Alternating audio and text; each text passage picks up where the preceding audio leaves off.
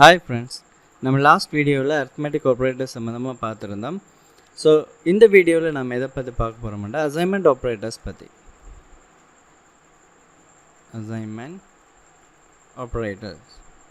So assignment ஆப்ரேட்டர்ஸ்ன்னு சொல்லும்போது ஒரு டேட்டாவை வந்துக்கிட்டு நாம் ஒரு வேரியபிளுக்கு அசைன் பண்ணுறதுக்கு ஆரம்பத்திலேயே நம்ம equal operators equal assignment operators நம்ம யூஸ் பண்ணியிருந்தோம்.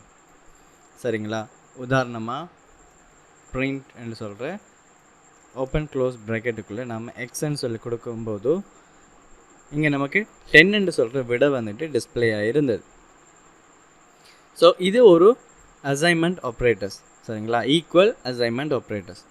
இதோடு சேர்த்து இப்போ உதாரணமாக இந்த எக்ஸோட இப்போ சில இடங்களில் நீங்கள் ஒரு பாயிண்ட் ஆஃப் சேல் சிஸ்டம், அதாவது ஒரு ஃபுட் சிட்டிக்கு நீங்கள் போனீங்களா இருந்தால் அங்கே ஒரு கம்ப்யூட்டர் இருக்கும்.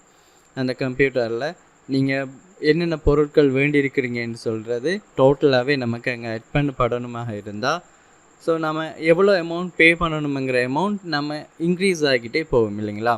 ஸோ உதாரணமாக இப்போ எக்ஸுங்கிறது நம்மளோட பொருள்னு சொன்னால் நம்ம ஏற்கனவே வேண்டியிருக்கிற பெறுமதியோட இன்னும் ஒரு 150 ரூபாயை எக்ஸ்ட்ராவாக நம்ம அதோட ஜாயின் பண்ணணும்னா நம்ம இப்படி தான் நம்ம கோடிங் எழுத வேண்டி வரும்.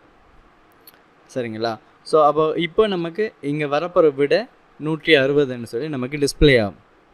ஆனால் இந்த அசைன்மெண்ட் ஆப்ரேட்டர்ஸில் ப்ளஸ் ஈக்குவல் அசைன்மெண்ட் ஆப்ரேட்டர்ஸ் இருக்குது. ஸோ நம்ம ப்ளஸ் ஈக்குவல் அசைன்மெண்ட் ஆப்ரேட்டர்ஸ் என்ன செய்யணும்னா நாம் இங்கே எழுதியிருந்தோம் இல்லைங்களா, எக்ஸ் ஈக்குவல் எக்ஸ் ப்ளஸ் 150 இப்படி எழுதுனதில் ஷார்ட் ஃபார்மாக என்ன செய்யும், இந்த ப்ளஸ் ஈக்குவல் நமக்கு ஒர்க் பண்ணும். இப்போ ஆரம்பத்தில் நமக்கு 160 விட வந்திருந்தது.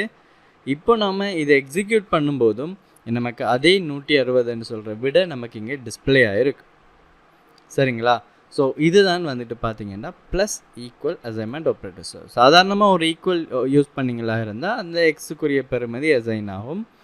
ப்ளஸ் ஈக்குவல் யூஸ் பண்ணிங்களாக இருந்தால் அந்த எக்ஸுக்குள்ளே ஆரம்பத்தில் என்ன பெறுமதி இருக்கோ அந்த பெறுமதியோட இந்த 150 இல்லை அதுக்கப்புறம் நீங்கள் கொடுக்குற வேல்யூஸை அதை என்ன செய்யும், அசைன் பண்ணி விடும்.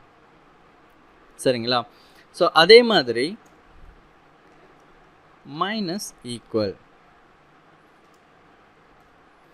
இப்போ உதாரணமாக ஏற்கனவே நீங்கள் கொடுக்க வேண்டிய அந்த காசில் இருந்து இல்லை அந்த அமௌண்ட்டில் இருந்து ஒரு 10 ரூபாயை அதிலிருந்து கழிக்கணும் என்று சொன்னால் அல்லது $10 அதிலிருந்து கழிக்கணும் என்று சொன்னால் இந்த மாதிரி எக்ஸ் மைனஸ் ஈக்குவல் 10 என்று கொடுத்தா என்ன நடக்கும், நமக்கு இங்கே டிஸ்பிளே ஆகும்போது திருப்பியும் 150 வரும்.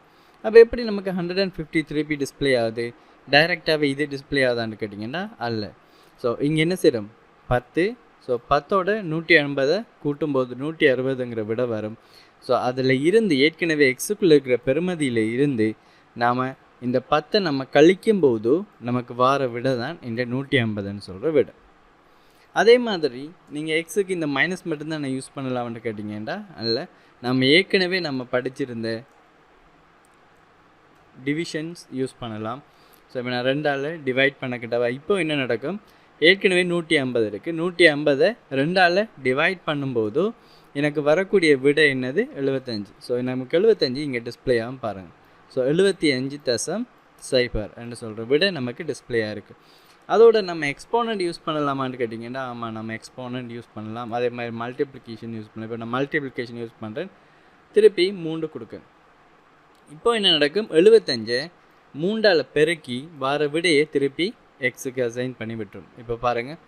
ஸோ 75 3 தரம் பெருக்கும்போது நமக்கு 225ன்னு சொல்கிற விட டிஸ்பிளே ஆகுது.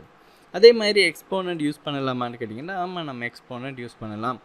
ஸோ டபுள் மல்டிப்ளிகேஷன்ஸ் கொடுத்துட்டு எக்ஸ்போனண்ட் நம்ம 2 கொடுத்து விடுறோம். ஸோ இல்லை நமக்கு ஒரு லார்ஜ் அமௌண்ட் ஒன்று டிஸ்பிளே ஆகும். இல்லை நம்ம 3 கொடுத்தும் பார்க்கலாம்.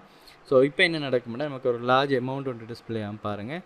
ஏன், இந்த 225 பெருக்கி ஒரு விட வரும். அதை இன்னொரு 225 பெருக்கும்போது நமக்கு என்ன விட வருமோ அந்த விட தான் நமக்கு இங்கே டிஸ்பிளேயாக இருக்குது. அதே மாதிரி ஃப்ளோ டிவிஷன் யூஸ் பண்ணலாம். ஸோ இது ஒற்றை எண்ணுன்றதால கடைசியில் 5 ஒற்றை எண்ணில் முடிகிறதால அது ஒரு ஒற்றை எண். அப்போ நம்ம 2ஆல் டிவைட் பண்ணக்க கண்டிப்பாக ஒரு மீதி ஒன்று வரப்போகுது. ஸோ எக்ஸ் மூடில் பார்க்கலாம். ஸோ மூடில் யூஸ் பண்ணிவிட்டு ஈக்குவல் கொடுத்து நான் இப்போ 2 கொடுக்கேன். அப்போ 2ஆல் பிரிக்க கிட்டவா பாருங்கள், எனக்கு விட 1 மீதி வருது. சரிங்களா? ஸோ இது வந்துட்டு மூடில் ஆப்ரேட்டர்ஸ் யூஸ் பண்ணியிருக்கேன் இந்த அசைன்மெண்ட் ஆப்ரேட்டர்ஸில். ஸோ மூடில் ஈக்குவல் யூஸ் பண்ணும்போது ஸோ எக்ஸில் இருக்கிற பெறுமதியை 2ஆல் டிவைட் பண்ணிக்கிட்டே வரும்போது நமக்கு மீதியாக ஒரு இலக்கம் வரும். அந்த இலக்கத்தை இந்த எக்ஸுக்கு அசைன் பண்ணி விட்டுடும். ஸோ இதுதான் வந்துட்டு ஃப்ளோட் டிவிஷன். ஸோ இப்போ என்ன செய்ய போகிறோம், இதுதான் வந்துட்டு மூடில் யூஸ் பண்ணியிருக்கேன், மூடில் அசைன்மெண்ட் ஆப்ரேட்டர்ஸ். ஸோ இங்கே நான் வந்துட்டு எக்ஸ் ஃப்ளோட் டிவிஷன் யூஸ் பண்ணிவிட்டு நான் இங்கே என்ன செய்கிறேன், 2 கொடுக்கேன். ஸோ அப்போ 1 இருக்குது, 1 நான் 2ஆல் டிவைட் பண்ணும்போது 0 பாயிண்டில் தான் எனக்கு விட வரும். அப்போது எனக்கு இங்கே எக்ஸுக்குள்ளே வரப்போகிற விட என்னென்னா 0 டிஸ்பிளே ஆகும். என்ன காரணம், எப்போவுமே ஃப்ளோட் டிவிஷன் வந்துக்கிட்டே தசமதானத்துக்கு பின்னுக்கு இருக்கிற வேல்யூஸை நமக்கு தராது. ஸோ அப்போ நான் அசைன் பண்ணுறேன்னு பாருங்கள், 0.0ன்னு சொல்கிறேன் விட நமக்கு டிஸ்பிளே ஆகுது.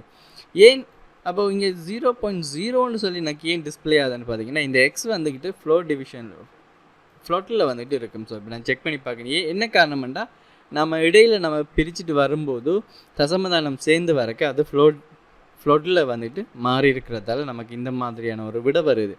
ஸோ இப்போ நான் செக் பண்ணி பார்க்கன்னு பாருங்கள், நம்ம ஆல்ரெடி நம்ம படிச்சிருந்தோம் டைப்னு சொல்கிற ஃபங்க்ஷனுக்குள்ளே எந்தாவது வேரியபிள்லையே வேல்யூஸை நீங்கள் போட்டிங்களா இருந்தால் உங்களுக்கு அது என்ன டைப் பண்ண டேட்டான்னு டிஸ்பிளேயாக பாருங்கள், இங்கே ஃப்ளோட் வந்துட்டு டிஸ்பிளேயாக இருக்குது. இதை நீங்கள் இண்டீஜராக மாற்றினீங்களா இருந்தால் உங்களுக்கு 0 மட்டுமே டிஸ்பிளே ஆகும். ஸோ பாருங்கள் 0 மட்டும் உங்களுக்கு டிஸ்பிளேயாக இருக்குது. சரிங்களா?